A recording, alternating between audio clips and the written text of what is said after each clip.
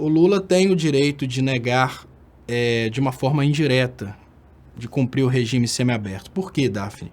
O regime semiaberto, e no caso do Lula, o regime semiaberto vai ser cumprido em casa, porque por determinadas questões a progressão sai do regime fechado para o semiaberto, mas ele acaba sendo um regime de cumprimento em casa, porque a diferença seria que no regime aberto ele poderia, por exemplo, sair de casa, frequentar um local de trabalho e tal. Então imagino que as condições que serão impostas ao ex-presidente Lula nesse semiaberto é de permanência dentro de casa, ou seja, um regime de prisão domiciliar.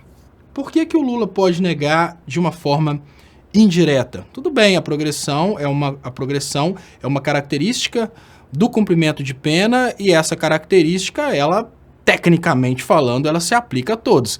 Mas o cumprimento de pena no regime semiaberto, ele tem determinadas requisições, como por exemplo, olha, você tem que pagar tanto de multa, você tem que usar a tornozeleira, você tem que fazer isso, isso e isso. A forma mais simples de uma pessoa se negar é dizer, eu não faço isso, pronto. Então, se uma pessoa te liga e te pergunta, olha, Daphne, você quer trocar de carro? Vou te dar um carro zero, né? Você não tem direito de não negar, mas você também pode virar, né? Vamos imaginar que você tem um determinado carro e uma pessoa te liga e fala, olha, você vai trocar de carro, eu vou te dar um carro zero da mesma marca.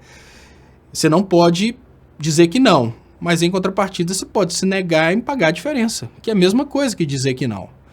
Claro, a comparação ficou um pouco estranha, mas é uma coisa óbvia. O Lula pode falar que não vai usar tornozeleira, ele pode falar que não vai pagar a determinada multa que for aplicada, ele pode falar que não vai ficar dentro de casa, e tudo isso ele vai falar como? Na hora que a aplicação do regime semiaberto ela é concedida ao criminoso, e é por isso que o Lula não deve aceitar o regime semiaberto, porque regime semiaberto é para criminoso, no momento que essa imposição, no momento que acontece essa progressão de pena, há uma imposição de restrição de direitos, né? Tira a restrição direta de liberdade e entra uma restrição de direitos. A restrição de direito de ir e vir, a restrição de direito de fazer isso, o uso de tornozeleira, tal, ele não assina e fala, não, eu não aceito essas condições.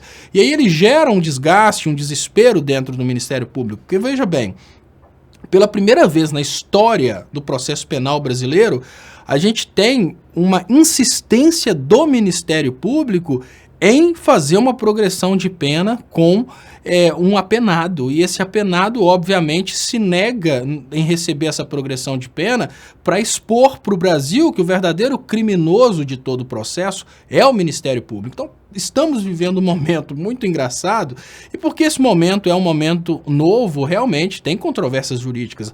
Ele não pode, a progressão de pena é uma característica do cumprimento de pena, ele não pode, não pode o quê? Ele pega e fala, não vou usar a tornozeleira, não vou fazer isso, não vou fazer isso. E pronto, ninguém vai obrigar o Lula a usar tornozeleira, ninguém vai obrigar o Lula a fazer qualquer coisa ou deixar de fazer qualquer coisa. O máximo que podem fazer para obrigar o Lula é manter o Lula preso. Então ele não vai para o semiaberto. Pronto. E tá bem engraçada essa situação. Eu volto a dizer, o mais engraçado é imaginar que pela primeira vez o Ministério Público está desesperado para conseguir uma progressão de pena para uma pessoa que foi presa num crime do Ministério Público. Essa prisão que foi um crime do Ministério Público está expondo o Ministério Público. O Ministério Público quer ficar livre dela. Então, a melhor coisa que o Lula faz é isso mesmo. Ele dificulta as coisas pro Ministério Público ser exposto. O verdadeiro criminoso está sendo exposto no momento em que a sociedade está vendo que aquele que foi condenado injustamente está falando, não, eu não quero sair da cadeia. Eu quero a solução do problema, eu quero mostrar para esse povo que o que aconteceu, na verdade, foi uma grande farsa.